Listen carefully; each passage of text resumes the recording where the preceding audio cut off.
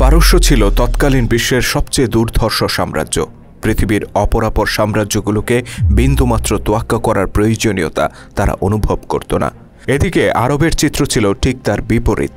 আরবরা ছিল সবচেয়ে ক্ষুধার্ত ও দারিদ্র্যপীড়িত জাতি। সামরিক শক্তির কথা যদি বলা হয় তাহলে পারস্যের একটি অঙ্গরাজ্যকে টেক্কা দেবে সেই ক্ষমতাও আরবদের ছিল না। কিন্তু বিশ্ববাসীকে চমকে দিয়ে এই আরবরাই একদিন চড়াও হয় পারস্য সাম্রাজ্যের উপর।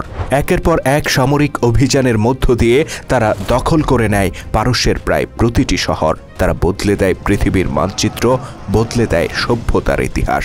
মূলত পশ্চাৎপদ আরবদেরকে এই অবিশ্বাস্য বিজয়ের পথে ধাবিত করেছিল ইসলাম নামে এক নতুন বিশ্বাস। নবী মুহাম্মদ সাল্লাল্লাহু আলাইহি সাল্লাম বেঁচে থাকতেই ভবিষ্যৎবাণী করেছিলেন তার উম্মাহ একদিন পারস্য ও রোম সাম্রাজ্য জয় করে নেবে। নবী মুহাম্মদ সাল্লাল্লাহু আলাইহি সাল্লামের মৃত্যুর পর আরবের অভ্যন্তরে দেখা দেয় ভণ্ড নবী ও বিদ্রোহীদের ফিতনা। খলিফা আবু বকর রাদিয়াল্লাহু তাআলা আনহু অত্যন্ত দৃঢ়হস্তে এই ফিতনা দমন করেন এবং পুনরায় আরবদেরকে সংগঠিত করেন। এই ফিতনা মিটে যাওয়ার পর তিনি একটি দিনও অপচয় করেননি। নিজের সবচেয়ে বিশ্বস্ত সেনাপতি খালিদ বিন ওয়ালিদ রাদিয়াল্লাহু তাআলা আনহুকে তিনি পাঠিয়ে দেন পারস্য জয়ের মিশনে। তবে সম্পূর্ণ পারস্য সাম্রাজ্য নয়, বরং পারস্যের অধীনস্থ ইরাকের রাজধানী হীরা জয় করাই ছিল খলিফা আবু বকরের প্রাথমিক লক্ষ্য। ইরাকের তৎকালীন রাজধানী হীরা ছিল সাহাবীদের কাছে এক স্বপ্নের শহর। এই শহরের শান শওকত আর জৌলুসের গল্প শুনে শুনে তারা বড় হয়েছেন। হীরার রাজকুমারীদের অপরূপ সৌন্দর্যের বর্ণনা তাদেরকে রোমাঞ্চিত করে তুলত। তাই হীরা জয় করাও ছিল তাদের কাছে এক রোমাঞ্চকর অভিযাত্রার মতো। খালিদ রাদিয়াল্লাহু তাআলা আনহু যখন খলিফার ফরমান হাতে পেলেন, তিনি কাল বিলম্ব না করে হীরা অভিমুখে যাত্রা করেন। তিনি জানতেন এই স্বপ্নের শহর জয় করতে হলে তাকে বহু সংঘাত মোকাবেলা করতে হবে, পেরিয়ে যেতে হবে একের পর এক বাধা, মোকাবেলা করতে হবে পৃথিবীর সবচেয়ে সুসজ্জিত ও সুবিশাল বাহিনীকে। কিন্তু খালিদ রাদিয়াল্লাহু তাআলা আনহু ছিলেন এক জাত যোদ্ধা। তার রক্তের সাথে মিশেছিল যুদ্ধ জয়ের নেশা। সেই নেশার সাথে যখন যুক্ত হয়েছিল ইসলামের আদর্শ, যুক্ত হয়েছিল সমস্ত পৃথিবীতে আল্লাহর সত্য দিনকে প্রতিষ্ঠিত করার সুমহান লক্ষ্য, তখন তিনি হয়ে উঠেছিলেন এক অপ্রতিরোধ্য দিগ্বিজয়ী সেনাপতি। 632 খ্রিস্টাব্দের ডিসেম্বর মাসের তৃতীয় সপ্তাহে ইয়ামামার যুদ্ধে ভণ্ড নবী মুসাইলামার বাহিনীকে খতম করেন খালিদ বিন ওয়ালিদ রাদিয়াল্লাহু তাআলা আনহু। এর কিছুদিন বাদেই খলিফার নির্দেশ পেয়ে তিনি ইরাকের পথে যাত্রা করেন। ইয়ামামার যুদ্ধের মাত্র 4 মাস পর 633 খ্রিস্টাব্দের মার্চ মাসে ইরাকের কাজিমায় 80,000 পারস্য সেনার মুখোমুখি হন খালিদ রাদিয়াল্লাহু তাআলা আনহু। মাত্র 18,000 যোদ্ধা নিয়ে পারস্যের শিকল পরিহিত এই বিশাল সেনাবাহিনীর উপর তিনি হামলা করে বসেন, আর প্রথম আঘাতেই তাদের দুর্ভেদ্য প্রাচীর ভেঙে খান খান করে দেন। নিঃসন্দেহে পারস্যের বিরুদ্ধে আরবদের এই বিজয় ছিল ইতিহাসের এক বিস্ময়কর ঘটনা। কিন্তু শিকলের যুদ্ধের পর এর চেয়েও বড় বিস্ময়ের জন্ম দিয়েছিলেন খালিদ রাদিয়াল্লাহু তাআলা আনহু। মাত্র 2 মাসের ব্যবধানে তিনি পারস্যের বিরুদ্ধে পরিচালনা করেছিলেন তিনটি যুদ্ধ, আর প্রতিটি যুদ্ধে তিনি বিজয়ী হয়েছিলেন।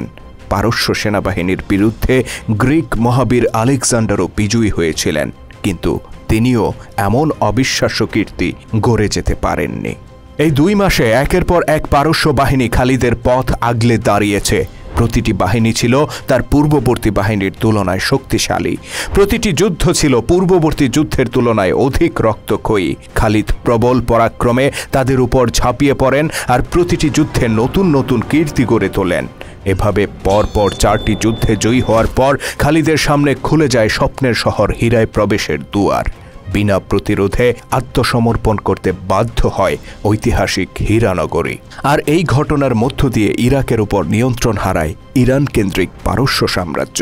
সম্পূর্ণ ইরাকের দখল চলে আসে মুসলিমদের হাতে। 1000 বছরের ঐতিহ্যবাহী পারস্য সাম্রাজ্যের জৌলুস মলিন করে দিতে খালিদ রাদিয়াল্লাহু তাআলা আনহু সময় নিয়েছিলেন মাত্র 2 মাস। তবে মুসলিম বাহিনীর এই বিজয় যত সহজে বিবৃত হয়েছে, বাস্তবে তা এতটা সহজ ছিল না। এই বিজয়ের জন্য খালিদ রাদিয়াল্লাহু তাআলা আনহু ও তার বাহিনীকে দিতে হয়েছিল ঈমানের সর্বোচ্চ পরীক্ষা। তৎকালীন পৃথিবীর সবচেয়ে শক্তিশালী ও সুসজ্জিত সেনাবাহিনীকে মোকাবেলা করাই তাদের একমাত্র চ্যালেঞ্জ ছিল না, বরং নিজের সাথে যে লড়াই তারা করেছিলেন সেটাই ছিল সবচেয়ে বড় চ্যালেঞ্জ। প্রতিটি যুদ্ধে পার্সিয়ানরা নতুন নতুন সেনাপতি পেয়েছে, আলাদা আলাদা সৈন্যদল পেয়েছে, কিন্তু মুসলিম বাহিনীতে শুরুতে যারা ছিলেন শেষ যুদ্ধের দিনটিতেও ঠিক তারাই ছিলেন। না মদিনা থেকে কোনো নতুন বাহিনী এসে খালিদের শক্তি বৃদ্ধি করেছে, না বিজিত সেনাবাহিনীর কেউ মুসলিম বাহিনীতে যোগ দিয়েছে। শিকলের যুদ্ধের সেই 18,000 যোদ্ধাই এক যুদ্ধের ক্লান্তি নিয়ে পরবর্তী যুদ্ধে অংশ নিয়েছেন। সেই ক্লান্তি দূর হওয়ার আগেই তারা আরেক যুদ্ধে জড়িয়েছেন। শুধু তাই নয়, এই 2 মাসে তারা একটি দিনের জন্য স্থির থাকতে পারেননি। বস্তুত খালিদ রাদিয়াল্লাহু তাআলা আনহু তাদেরকে স্থির থাকতে দেননি। যখনই সংবাদ এসেছে ওই অমুক রাজ্যে নতুন কোনো সেনাবাহিনী গড়ে তুলছে নতুন কোনো পারস্য সেনাপতি, খালিদ নিজে অগ্রসর হয়ে তার উপর হামলা করেছেন। ফলে এই 2 মাসে খালিদের বাহিনীকে পাড়ি দিতে হয়েছে শত শত মাইল পথ। কখনো তারা খানিকটা ঘুমানোর সুযোগ পেয়েছেন, কখনো বা বিনিদ্র রজনী পার করেছেন। টানা 2 মাস নিজের শরীর ও আত্মার সাথে যে যুদ্ধটা তারা করেছিলেন তা সম্ভব হয়েছিল মূলত 3টি কারণে। প্রথমত, আল্লাহর সত্য দিনকে বিজয়ী করার তীব্র বাসনা। দ্বিতীয়ত, রাসূল সাল্লাল্লাহু আলাইহি সাল্লামের ভবিষ্যৎবাণীকে সত্য প্রমাণিত করার প্রবল আকাঙ্ক্ষা। আর সর্বশেষ, খালিদ রাদিয়াল্লাহু তাআলা আনহুর মতো একজন দুঃসাহসী ও অনুপ্রেরণা দানকারী কমান্ডারের উপস্থিতি। ইসলামের ইতিহাসে পারস্য বিজয়ের সেই চমকপ্রদ অধ্যায়ের আজকের পর্বে আপনাকে স্বাগতম। ধারাবাহিক এই আয়োজনের প্রতিটি ভিডিও পূর্ববর্তী ভিডিওর সাথে সম্পর্কযুক্ত। আপনি যদি আমাদের আগের ভিডিওগুলো দেখে না থাকেন তাহলে আই বাটন বা ডেসক্রিপশনে দেয়া লিঙ্কে ক্লিক করে পূর্ববর্তী ভিডিওগুলো দেখে আসার বিশেষ অনুরোধ রইল। আমাদের আগের পর্বে আমরা বর্ণনা করেছি কিভাবে ইরাকের কাজিমায় জেনারেল হরমুজের নেতৃত্বাধীন 80,000 পারস্য সেনার বিশাল বাহিনীকে পরাজিত করেছিল মুসলিম বাহিনী। ইয়ামামা থেকে রওনা হওয়ার আগে খালিদ রাদিয়াল্লাহু তাআলা আনহু পারস্য জেনারেল হরমুজকে চিঠি লিখে বলেছিলেন, প্রস্তুত হও, আমি আসছি। বিষয়টি টেসিফুনে অবস্থানরত পারস্য সম্রাটকে চিঠি দিয়ে অবহিত করে হরমুজ। এই সংবাদ পাওয়ার পর মুসলিম বাহিনীর প্রতিরোধে কার্যকর পদক্ষেপ নিতে হরমুজকে নির্দেশ দেন পারস্য সম্রাট। একই সাথে তিনি রাজধানী টেসিফুনে একটি নতুন বাহিনী গড়ে তোলার নির্দেশ দেন, আর এই বাহিনীর প্রধান হিসেবে দায়িত্ব দেন কারিন বিন কিরিয়ানা নামে একজন প্রথম শ্রেণীর জেনারেলকে। আমরা আগের পর্বেই জেনেছি পারস্য সমাজে রাজকীয় ও আভিজাত্যপূর্ণ আচরণের কিছু বৈশিষ্ট্য ছিল। এর একটি ছিল এই যে সমাজে একজন মানুষের মর্যাদার বহিঃপ্রকাশ ঘটত তার মাথায় পরিহিত ক্যাপ তথা হেলমেটের মাধ্যমে। সম্রাটের যেমন ছিল মুকুট, তেমনি অভিজাত শ্রেণীর আভিজাত্যের বহিঃপ্রকাশ ছিল তাদের মাথায় পরিহিত ক্যাপ। পদমর্যাদা বৃদ্ধির সাথে সাথে ক্যাপের মূল্যও বৃদ্ধি পেত। সম্রাটের পরপরই যারা সবচেয়ে মর্যাদাবান তারা পরিধান করত হীরা, মণি, মুক্তা ও মূল্যবান পাথর খচিত 1,00,000 দিরহাম মূল্যের এক একটি ক্যাপ। হরমুজ ও কারিন তারা দুজনেই ছিল এই পদমর্যাদার সামরিক কমান্ডার। সম্রাট হরমুজকে উবাল্লা রক্ষায় সর্বোচ্চ পদক্ষেপ গ্রহণের নির্দেশ দেন। অন্যদিকে কারিনকে নির্দেশ দেন দ্রুত একটি নতুন বাহিনী গড়ে তুলে উবাল্লায় গিয়ে হরমুজের সাথে যোগ দিতে। সম্রাটের নির্দেশ মোতাবেক কারিন তার বাহিনী নিয়ে টেসিফুন ত্যাগ করে। তার উদ্দেশ্য ছিল খালিদের আগে উবাল্লায় পৌঁছে যাওয়া এবং হরমুজের সাথে যোগ দিয়ে সম্মিলিতভাবে মুসলিম বাহিনীকে মোকাবেলা করা। কিন্তু আমরা আগের পর্বেই বলেছি পারস্য বাহিনীতে বেশ কিছু দুর্বলতা ছিল। সবচেয়ে বড় দুর্বলতা ছিল এই যে তারা খুব দ্রুত চলাচল করতে পারত না। পারস্য বাহিনীর প্রত্যেক সৈনিক ভারী ভারী অস্ত্র বহন করত। ব্যক্তিগত সুরক্ষার জন্য তাদের মাথায় থাকত হেলমেট, বুকে বর্ম, হাতে ধাতুর তৈরি দস্তানা এবং পায়ে আচ্ছাদন। অস্ত্র হিসেবে একজন সৈনিক বহন করত একটি বর্শা, একটি তলোয়ার, একটি বল্লম ও একটি কুড়াল বা গদা। তাছাড়া হেলমেটের সাথে তারা ঝুলিয়ে রাখত একটি বা দুটি ধনুক, 30টি তীর এবং ধনুকের 2-4টি অতিরিক্ত তার। এই বর্ণনা থেকে সহজে অনুমান করা যায় পারস্য বাহিনী কতটা ভারী অস্ত্রশস্ত্র বহন করত। কিন্তু তাদের ছিল বাহনের সীমাবদ্ধতা। আরব তথা মুসলিমদের যেমন ওট ঘোড়ার প্রাচুর্য ছিল, পার্সিয়ানদের তেমনটা ছিল না। ফলে এই ভারী অস্ত্রশস্ত্র নিয়ে দীর্ঘ পথ যাতায়াত করতে তাদের বেশ সময় লেগে যেত। খালিদ রাদিয়াল্লাহু তাআলা আনহু পারস্য অভিযানে প্রতিপক্ষের এই দুর্বলতাকে অত্যন্ত পরিকল্পিতভাবে কাজে লাগিয়েছিলেন।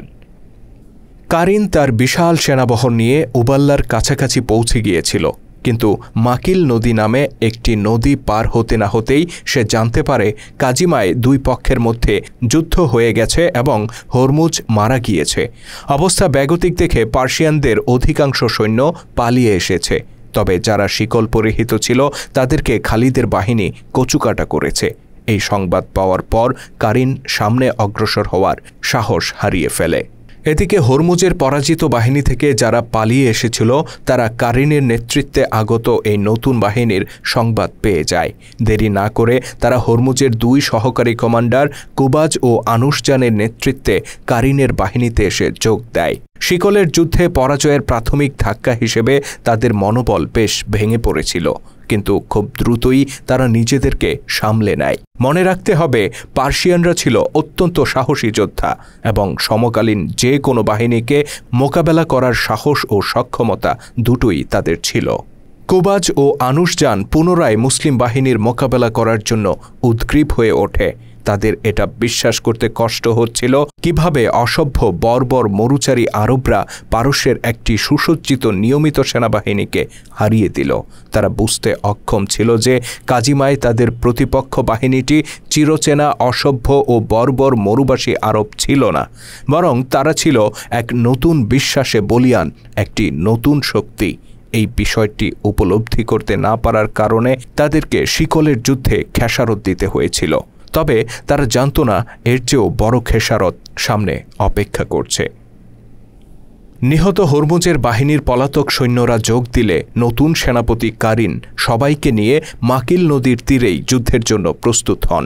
বেশ কয়েকটি সুবিধার কথা বিবেচনা করে নদীকে পেছনে রেখে তিনি যুদ্ধের জন্য অপেক্ষা করতে থাকেন। প্রথম সুবিধা হচ্ছে এই যে এক্ষেত্রে খালিদের বাহিনী পেছন থেকে বা পার্শ্বদেশ থেকে অপ্রত্যাশিত হামলা করতে পারবে না, তাদেরকে শুধুমাত্র সামনে থেকে হামলা করতে হবে।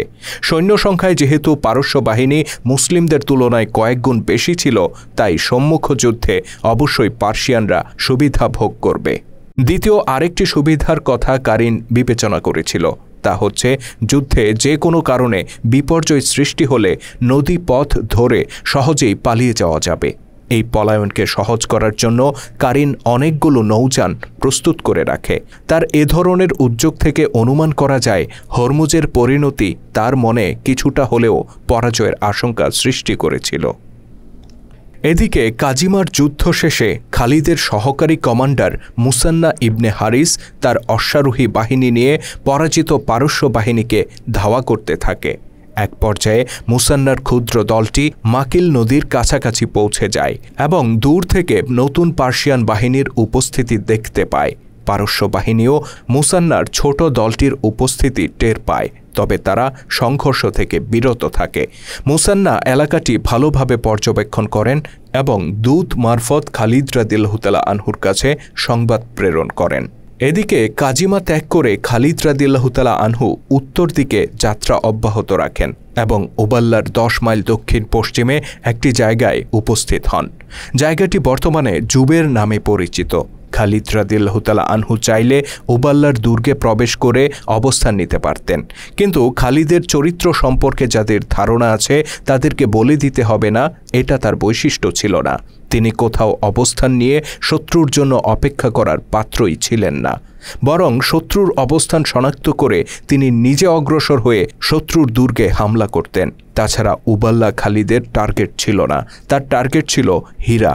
হীরা দখল করে তবেই তিনি স্থির হবেন, এটাই ছিল তার সিদ্ধান্ত। জুবেরে অবস্থানকালে মুসান্না ইবনে হারিসের পাঠানো দূতের মাধ্যমে খালিদ রাদিয়াল্লাহু তাআলা আনহু জানতে পারেন মাকিল নদীর তীরে কারিনের নেতৃত্বে নতুন পারস্য বাহিনী জড়ো হয়েছে। পার্শ্বিক সৈনিকদের মনে কাজিমায় পরাজয়ের স্মৃতি অক্ষুণ্ণ থাকতেই খালিদ রাদিয়াল্লাহু তাআলা আনহু এই নবগঠিত বাহিনীকে ধ্বংস করার জন্য উদ্গ্রীব হয়ে ওঠেন। তিনি তৎক্ষণাৎ রওনা হয়ে যান মাকিল নদীর উদ্দেশ্যে। 633 খ্রিস্টাব্দের এপ্রিল মাসের তৃতীয় সপ্তাহে তিনি মুসান্নার সাথে মিলিত হন। অতঃপর তিনি সম্পূর্ণ এলাকাটি সরেজমিনে পরিদর্শন করেন।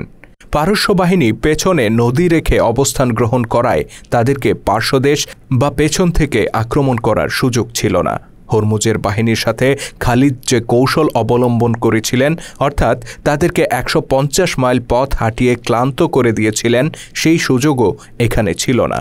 তিনি অনেকটা বাধ্য হয়ে পারস্য বাহিনীর বিন্যাসের অনুরূপ সাধারণ ভঙ্গিতে একটি যুদ্ধের পরিকল্পনা প্রণয়ন করেন। 633 খ্রিস্টাব্দের এপ্রিল মাসের তৃতীয় সপ্তাহের কোনো এক দিবসে খালিদ রাদিয়াল্লাহু তাআলা আনহু দ্বিতীয়বারের মতো পারস্য বাহিনীর বিরুদ্ধে যুদ্ধে লিপ্ত হন। মাকিল নদীর তীরে এই যুদ্ধ সংঘটিত হয় বিধায় এটি মাকিল নদীর যুদ্ধ বা সংক্ষেপে নদীর যুদ্ধ নামে পরিচিত। দুই বাহিনী যুদ্ধের জন্য মুখোমুখি দাঁড়িয়ে যায়। কারিন পারস্য বাহিনীর সার্বিক কমান্ড গ্রহণ করে কেন্দ্রে অবস্থান নেয়, আর দুই বাহুর কমান্ড ন্যস্ত করে কোবাজ ও আনুশজানের উপর। পারস্য বাহিনীর সহযোগী আরব বাহিনীকেও বিভিন্ন অংশে মোতায়েন করা হয়।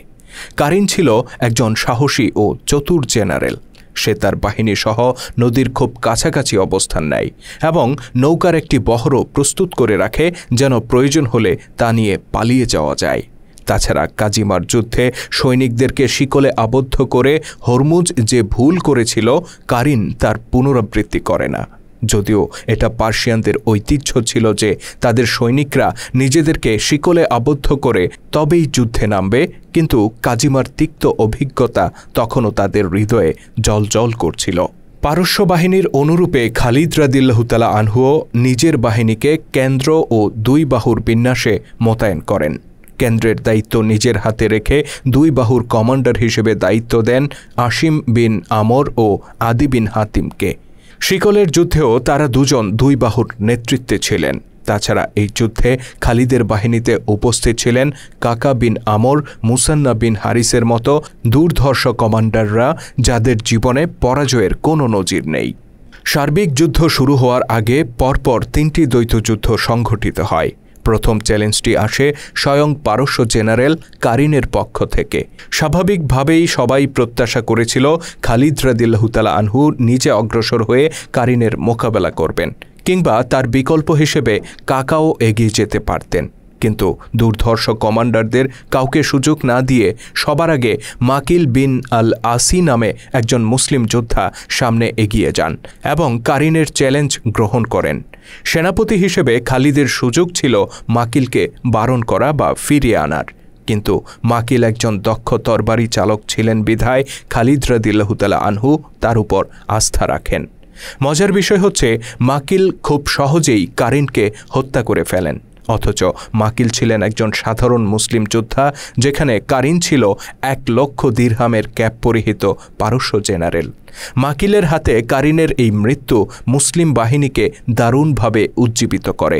খালিদ রাদিয়াল্লাহু তাআলা আনহু নিজেও মাকিলের সাহসিকতা ও বীরত্ব উপভোগ করেন।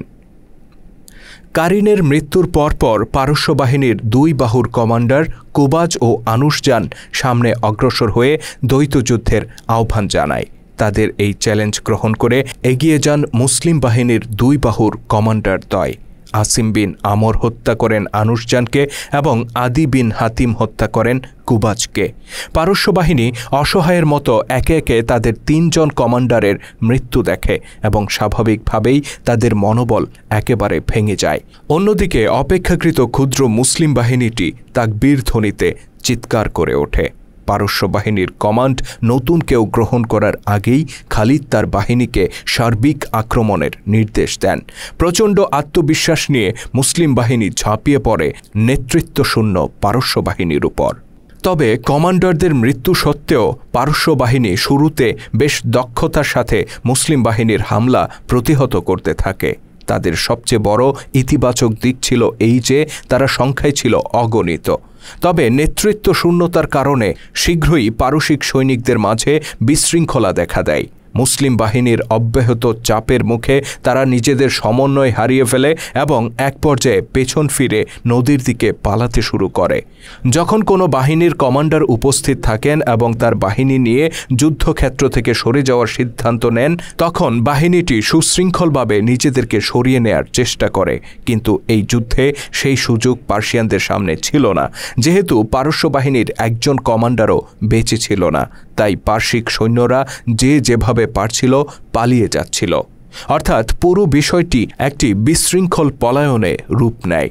হালকাভাবে সজ্জিত দ্রুত গতিসম্পন্ন মুসলিম বাহিনী ভারী অস্ত্রে সজ্জিত পারস্য সৈনিকদেরকে খুব সহজেই ধরে ফেলে।